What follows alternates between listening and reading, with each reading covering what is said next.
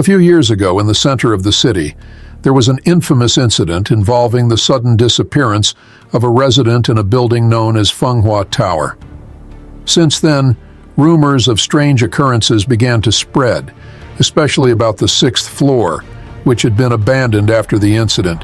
Some say that at midnight the elevator would automatically stop on the sixth floor, even though nobody lived there anymore. My name is Lynn, and I work as an insurance agent. My job often takes me to different buildings, but I never imagined that one day I would be involved in something so terrifying. That night, I received a sudden call for an urgent insurance consultation. The address? Fenghua Tower? I hesitated for a moment as the stories about the place were well known, but it was late, and work was work. I needed the business.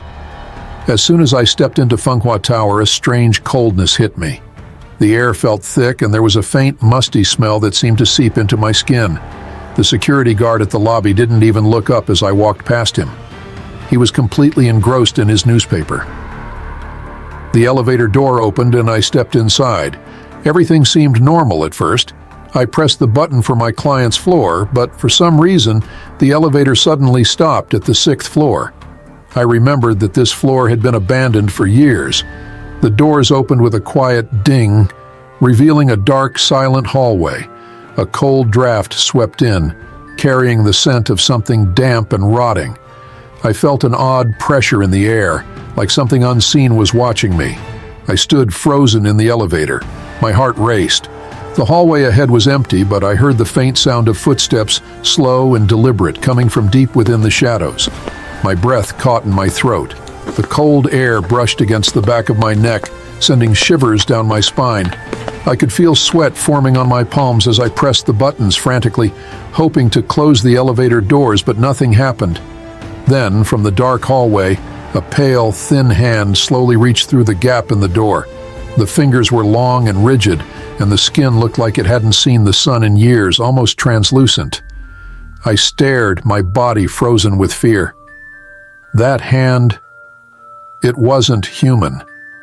The hand hung there, motionless, as if it was trying to feel something in the air. I could smell a faint, musty odor, like something long dead.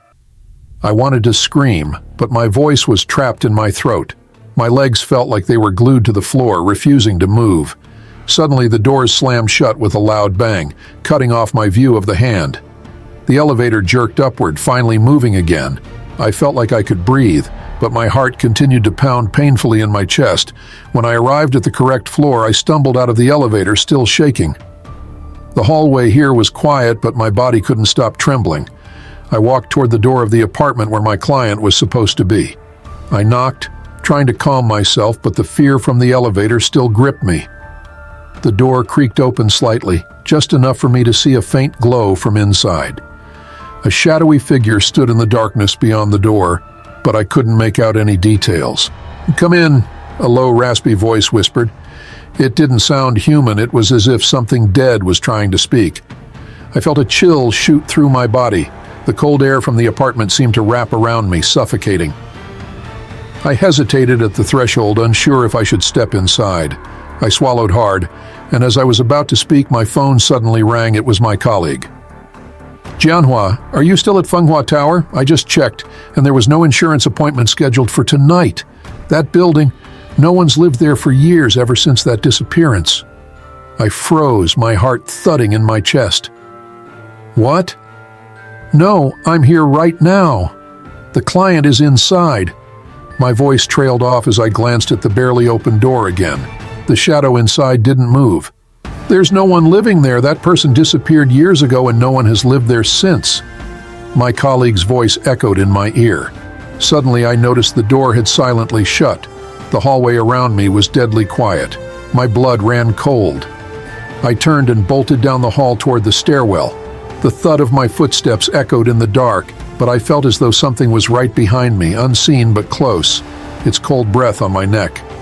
I didn't dare look back. I ran, feeling like the walls were closing in around me, the shadows growing thicker and darker with every step. By the time I finally burst out of the building, I was drenched in sweat, gasping for air.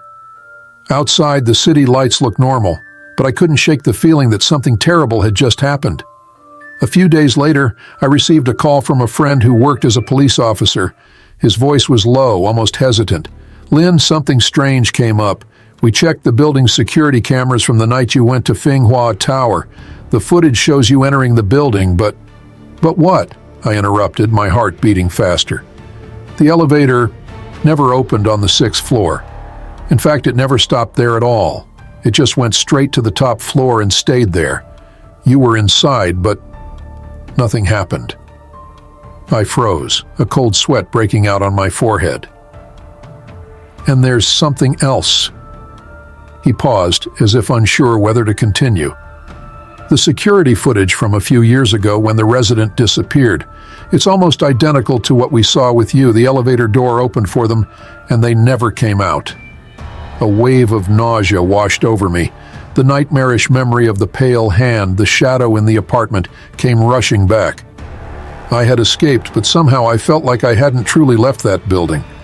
Maybe whatever was in Fenghua Tower was still waiting for someone like me to come back.